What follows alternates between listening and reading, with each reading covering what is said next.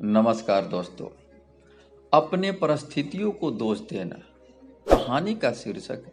दोस्तों, कहानी पसंद आए तो लाइक एवं सब्सक्राइब कीजिए। दोस्तों, मनुष्य को अपने सीमित संसाधनों के रहते हुए भी मनुष्य बुलंदियों को छू सकता है। उसके मन में जज्बा होनी चाहिए, उसके मन में दृढ़ संकल्प होनी चाहिए।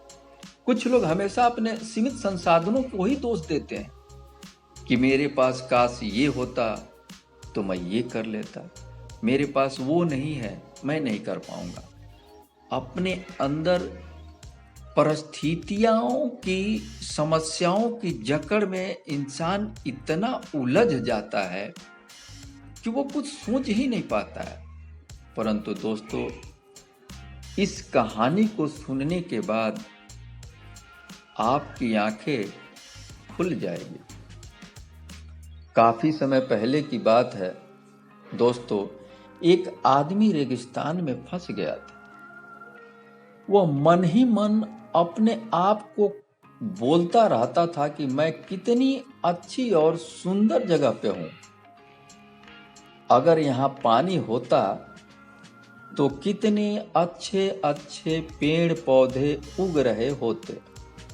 मतलब वो प्रकृति को ही दोष दे रहा है, अपनी परिस्थिति को ही दोष दे रहा है कि यहाँ पानी होता तो पेड़ पौधे उगे रहते।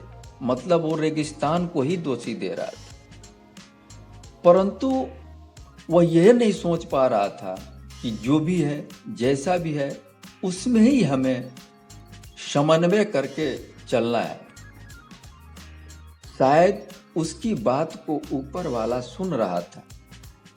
कुछ दूरी पर जाने के बाद उसको एक कुआं दिखाई दिया जो पानी से लबालब भरा हुआ था। उसके पास एक बाल्टी और एक रस्सी भी था। वह कुछ समय तो अपने आप से ही विचार विमर्श करता रहा, खुद से ही अपने मन में इधर उधर की बातें सोचता रहा। किंतु दोस्तों, उसके पास एक पर्ची उड़कर आती है। पर्ची में लिखा हुआ था कि ये पानी भी तुम्हें मिल गया, बाल्टी भी मिल गई और रस्सी भी मिल गया। अब तो इन संसाधनों का उपयोग कर सकते हो।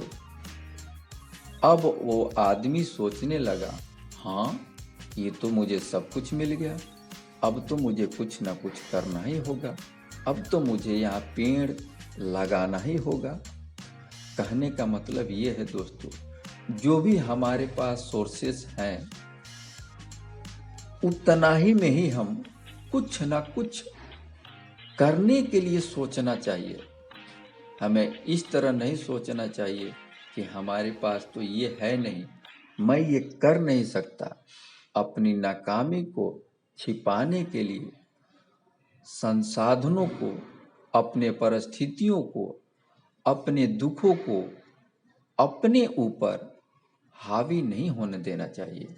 दोस्तों, इस कहानी से हमें सीख मिलती है, चाहे जो भी हो, चाहे जैसा भी हो, हमारे पास जितने भी संसाधन हैं, उसी का हमें निरंतर उपयोग करते रहना चाहिए। कम से कम हमारे पास जो भी संसाधन है, उसका ही अगर हम 1% भी योगदान देते रहेंगे तो हमारा जीवन सुधर जाएगा। दोस्तों, अगर कहानी आपको कैसी लगी? दोस्तों, अगर कहानी अच्छी लगी हो तो प्लीज़ आप कमेंट कीजिएगा और हमें मोटिवेशन करने का योगदान दीजिए।